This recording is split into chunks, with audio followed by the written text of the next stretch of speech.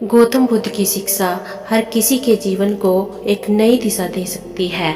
ऐसी ही एक घटना आज हम आपको सुनाने जा रहे हैं। एक समय की बात है, एक नगर में एक व्यापारी रहता था। अपने और अपने परिवार के भरण पोषण के लिए वह नमक का व्यापार करता था। उसके परिवार में पत्नी और 2 पुत्र थे। व्यापारी के दोनों पुत्रों का स्वभाव बिल्कुल अलग था। जहाँ पर एक और बड़ा पुत्र बहुत ही संकोची और शर्मीले स्वभाव का था, उसे किसी से बात करने में भी शर्म आती थी। वहीं पर उसका छोटा पुत्र बहुमुखी स्वभाव वाला व्यक्ति था। वह किसी से भी अपनी बात कहने में कभी कोई संकोच नहीं रखता था। लोग अक्सर बड़े पुत्र को भोला और बेवकूफ समझते थे। कई बार लोग उसके भोलेपन का फायदा भी उठा लेते थे और वह पलटकर कभी किसी को कुछ नहीं कहता था। व्यापारी अपने पुत्र के इस स्वभाव के कारण बहुत अधिक नाराज होता था। बातचीत ना कर पाने और शर्मीले स्वभाव के कारण व्यापारी ने कई बार अपने पुत्र की पिटाई भी कर दी थी। हालांकि इस वजह से उसके पुत्र का स्वभाव सुधरने की बजाय और भी खराब हो गया। बचपन से ही बड़ा पुत्र बेहद परेशान रहने लगा था। उसके अंदर आत्मविश्वास की कमी हो गई थी। परीक्षा में वह आते हुए प्रश्नों के उत्तर भी अपने डर के कारण नहीं लिख पाता था। इस कारण उसकी शिक्षा भी ठीक ढंग से नहीं हो पाई। बड़ा पुत्र जब युवावस्था को प्राप्त हुआ तब व्यापारी ने उसे अपने साथ व्यापार में हाथ बटाने को कहा। अपने पिता से डर के कारण वह व्यापार करने को तैयार हो गया, किंतु वह कई बार ऐसी गलतियां कर देता था जिससे व्यापारी बहुत अधिक नाराज हो जाता था। एक दिन व्यापारी किसी दूसरे काम के कारण शहर गया हुआ था। उस समय उसकी दुकान पर बड़ा पुत्र बैठा हुआ था। तभी कुछ लोग आए और उन्होंने उसके बड़े पुत्र से कहा कि हमें तुम्हारे पिता ने भेजा है और उनका यह संदेश है कि इस समय दुकान पर जितनी भी बोरियां रखी हुई हैं वह सब हमें दे दो। उन्होंने नमक की सभी बोरियों को शहर मंगवाया है। व्यापारी का पुत्र उनसे प्रश्न पूछने की हिम्मत जुटा ही रहा था कि ये दोनों आदमी दुकान के अंदर घुस गए और दुकान में जितनी भी नमक की बोरियां रखी थी सबको तांगे में रखा और वहां से चले गए। व्यापारी के पुत्र ने उन्हें रोकने का प्रयास किया, किंतु संकोच और शर्मीलेपन के कारण वह उन्हें कुछ नहीं कह पाया और उसने मन ही मन सोचा कि यदि मैं इन्हें नमक ले जाने से रोकूं तो पिताजी मुझ पर नाराज होंगे। कुछ समय बाद जब व्यापारी शहर से वापस आया तो खाली दुकान देखकर उसने अपने पुत्र से प्रश्न किया कि नमक की बोरियां कहाँ गई? यह दुकान इतना खाली खाली क्यों है? तब बड़े पुत्र ने धीमे स्वर में कहा कि कुछ लोग दुकान पर आए थे और उन्होंने मुझसे कहा कि आपने नमक की बोरियों को शहर मंगवाया है और दुकान में से सारी बोरियों को निकाल कर लेकर चले गए। व्यापारी ने अपना सिर पीट लिया।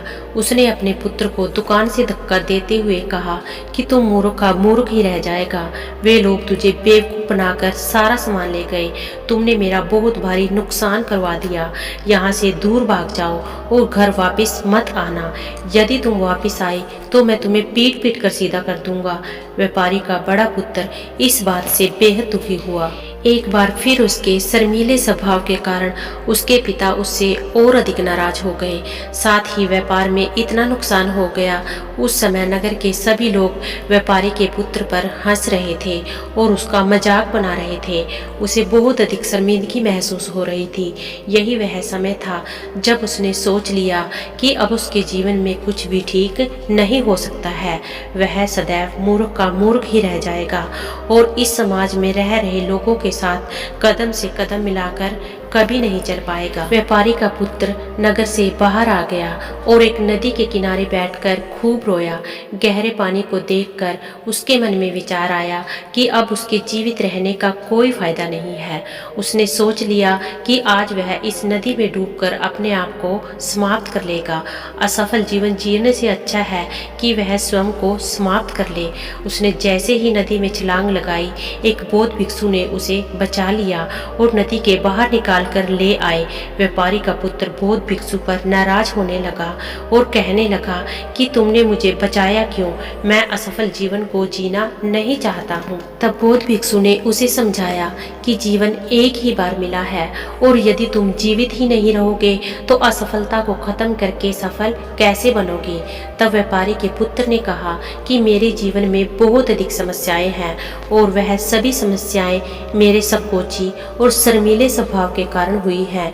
मैंने अपने पिता का नुकसान करवा दिया है। मैं एक अच्छा पुत्र नहीं हूँ। अपने स्वभाव के कारण मैं शिक्षा भी ग्रहण नहीं कर सका। यह सारा संसार मुझे मूर्ख समझता है। क्या किसी मूर्ख को इस संसार में जीने का अधिकार है?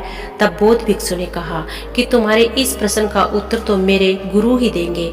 चलो मैं तुम्हें मेरे गुरु से मिलवा दूं। व्यापारी के पुत्र ने कहा कि वह किसी से बात नहीं करना चाहता। आज वह अपना जीवन समाप्त कर लेगा।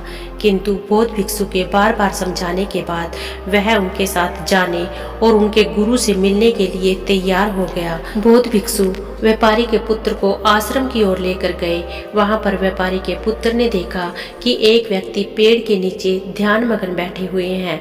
तभी बौद्ध भिक्षु ने कहा कि यह हमारे गुरु गौतम बुद्ध हैं। दोनों ने गौतम बुद्ध को प्रणाम किया।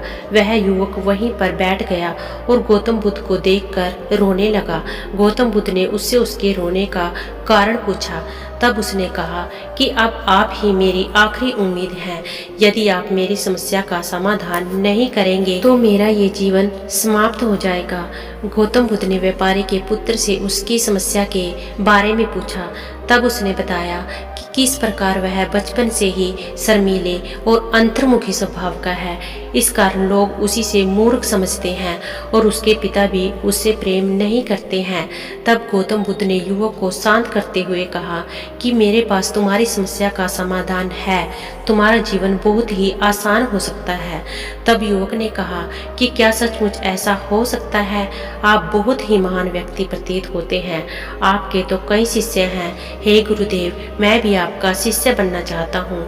क्या आप मुझे अपने शिष्य के रूप में स्वीकार करते हैं? गौतम बुद्ध ने कहा कि हाँ अवश्य। युवक ने कहा कि ठीक है गुरुदेव, अब मुझे यह उपाय बताइए जिससे कि मेरा जीवन बदल जाए। गौतम बुद्ध बोले, किंतु उससे पहले तुम्हें मेरे कुछ महत्वपूर्ण कार्य करने होंगे। यदि तुम मेरा यह कार्य करो तब मैं तुम्हें कुछ ऐसे उपाय बताऊंगा जिनके कारण तुम्हारे जीवन में सब कुछ ठीक हो जाएगा और तुम्हारे पिता भी तुमसे प्रसन्न होंगे। गौतम बुद्ध ने उस युवक को कहा कि आज से 3 दिन बाद मैं तुम्हें ऐसे उपाय बताऊंगा जिससे तुम्हारा जीवन बदल जाएगा। किंतु 3 दिनों तक तुम्हें मेरे सभी कार्य करने होंगे। मैं जैसा जैसा कहूंगा, यदि तुम वह कार्य को करने में सफल रहे तो तीसरे दिन के बाद तुम्हारा जीवन पूरी तरह से बदल जाएगा। तुम्हारा पहला दिन कल से शुरू होगा। अभी जाओ और आश्रम में ही आराम करो। अगले दिन व्यापारी का पुत्र गौतम बुद्ध के पास पहुंचा और कहा कि हे गुरुदेव, मुझे पहले दिन का कार्य बताइए। तब गौतम बुद्ध ने कहा कि आज तुम्हें 10 अजनबी लोगों से बातचीत करनी है और उनका हाल जानना है। इसका लेखा जोखा शाम तक लेकर आना। व्यापारी के पुत्र को बड़ा ही संकोच महसूस हुआ, किंतु उसने गौतम बुद्ध को हाँ कह दिया। वह निकल पड़ा 10 अजनबी लोगों से बातचीत करने। शुरू में उसे बहुत अधिक संकोच हुआ। कई लोगों ने तो उसे डांट कर भगा देते थे। उसके सामने अपना जीवन बदलने का एक ही उपाय था। आखिरकार कोशिश करते हुए उसने 10 अजनबी लोगों से नाम और उनके व्यापार का लेखा जोखा प्राप्त कर लिया। शाम को जब वह गौतम बुद्ध के पास पहुंचा तो प्रसन्नता के साथ उसने गौतम बुद्ध को बताया कि आज का कार्य उसने सही ढंग से पूरा कर लिया है।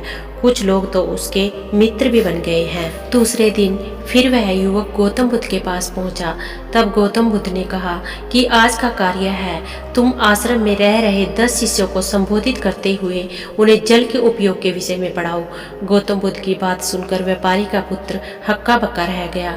उसने कहा कि आप मुझसे किस प्रकार का कार्य करवा रहे हैं? मैं अपनी शिक्षा ठीक से पूरी नहीं कर पाया हूँ। मैं वह कार्य नहीं कर पाऊंगा। तब गौतम बुद्ध ने कहा कि ठीक है, मैं तुम्हें उपाय भी नहीं बताऊंगा। व्यापारी के पुत्र ने प्रार्थना करते हुए कहा कि आप जानते हैं मेरी शिक्षा अधूरी है, फिर मैं किस प्रकार बालकों को शिक्षा दे सकता हूँ। गौतम बुद्ध ने मुस्कुराते हुए कहा कि यहाँ सिर्फ मैं जानता हूँ कि तुम्हारी शिक्षा अधूरी है, ये बालक नहीं जानते। तुम रोज अपने जीवन में जल का उपयोग करते हो और यही सब बातें जाकर उन बालकों को बतानी है। आखिरकार व्यापारी के पुत्र के पास कोई रास्ता नहीं बचा। हिम्मत जुटाकर वह उन बालकों के पास पहुंच गया। शुरू में तो उसके हाथ पैर कांप रहे थे, किंतु आखिरकार उसने जल की विशेषताओं के बारे में बताना प्रारंभ कर दिया। उसने बालकों को जल की 5 विशेषताएं बताई और जल्दी से वहां से भाग आया।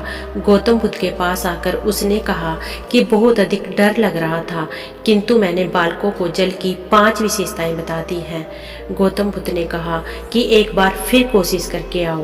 व्यापारी के पुत्र ने एक बार फिर हिम्मत जुटाई और बालकों को जल के विषय में पढ़ाना शुरू किया। इस बार व्यापारी के पुत्र को बिल्कुल डर नहीं लग रहा था। पूरे आत्मविश्वास के साथ बालकों को शिक्षा दी। तब गौतम बुद्ध ने युवक की प्रशंसा करते हुए कहा कि तुम अवश्य ही साहसी हो। गौतम बुद्ध से शाबाशी सुनकर वह युवक बहुत अधिक प्रसन्न हुआ। युवक तीसरे दिन जब गौतम बुद्ध के पास आया तो गौतम बुद्ध ने उससे कहा कि आज का कार्य तुम्हें थोड़ा अजीब लग सकता है, किंतु आज तुम्हें अपने पिता से मिलने जाना है। गौतम बुद्ध की यह बात सुनकर वह युवक बहुत अधिक डर गया। उसने कहा कि नहीं नहीं, मैं अपने पिता के सामने नहीं जाऊंगा।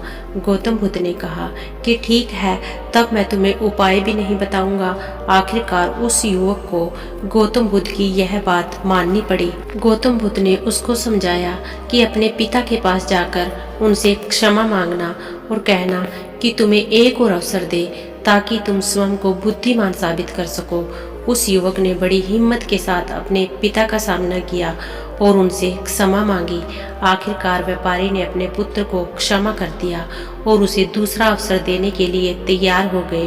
व्यापारी का पुत्र गौतम बुद्ध के पास आया और उसने जब उपाय के बारे में जानना चाहा, तब गौतम बुद्ध ने कहा कि तुमने स्वयं ही अपना उपाय खोज लिया है।